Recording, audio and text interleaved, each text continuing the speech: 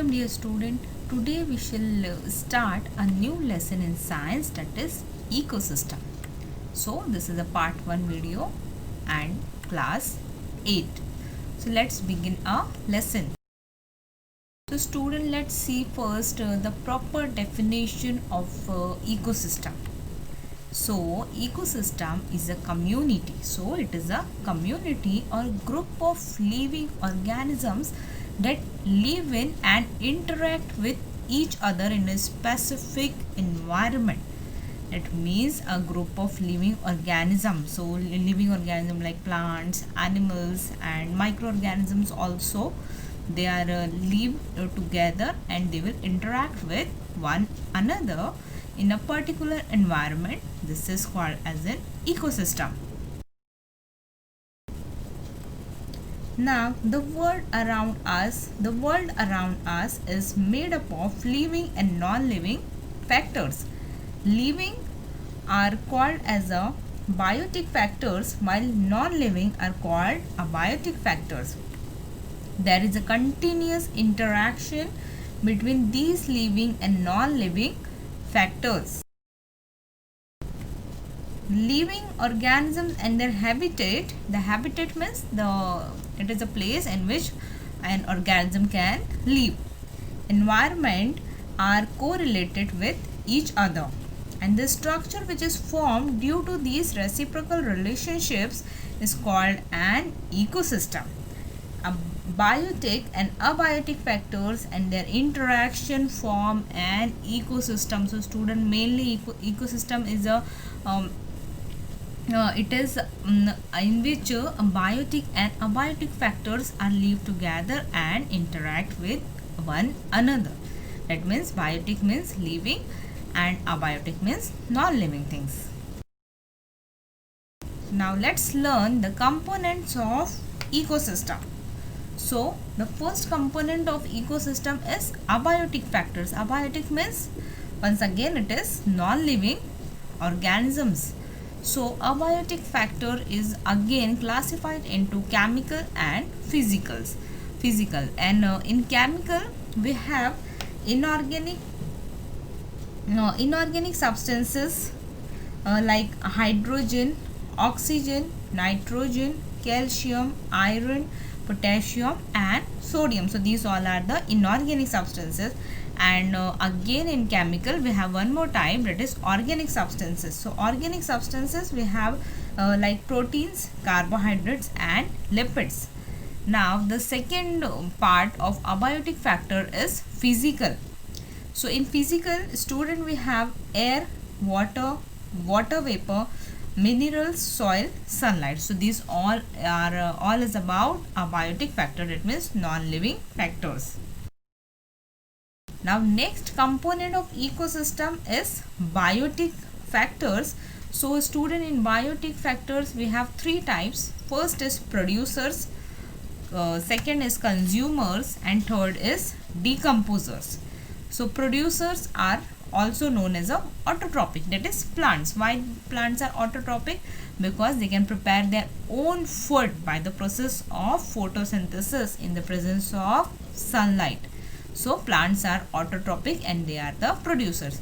Now consumer, under the consumers we have animals, and animals are heterotrophic. That means animals cannot prepare their food, right? But they depend on the autotrophic or producers for the food. And in consumers we have three more type. I have not written here, but in consumer we have three type, like primary consumers, secondary consumers and tertiary consumers. So these all are consumers. And in decomposers, so first of all, what are the decomposers? The decomposers are the organism like microbes. Microbes means microorganisms. So these are the organisms which are depend on dead and decayed organic matter for their food. And decomposers or microbes are also known as a saprotrophic. Do you know the organic substances like carbohydrates, proteins and lipids from dead bodies of plants and animals are converted into inorganic substances. Now inorganic substances means hydrogen, oxygen, calcium, iron, sodium and potassium by microorganisms, and therefore microbes or microorganisms are said to be decomposers.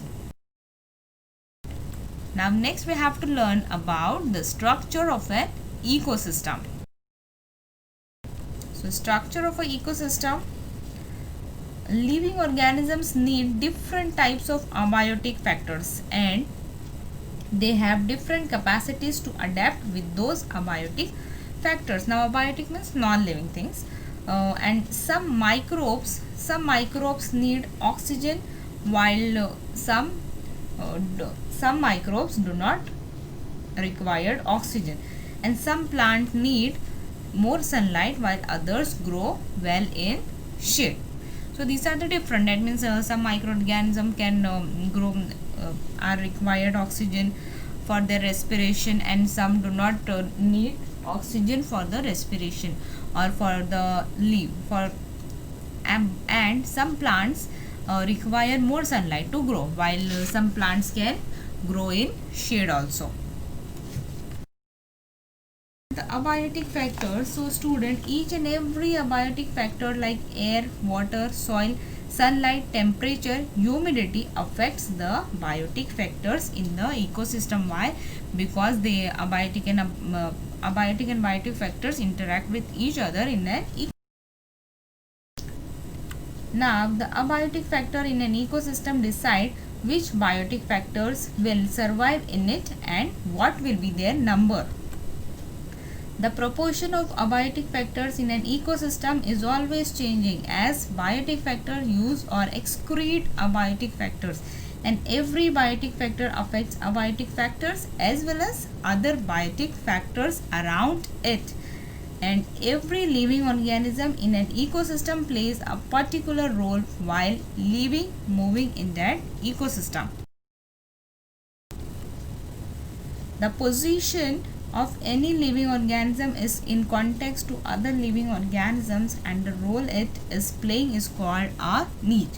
For example, a sunflower plant in a garden evolves oxygen in the air and provides food and shelter for insects like ants and honeybees, etc. So student, this was all about the structure of an ecosystem, and next part of this lesson we will continue in our next video. Thank you.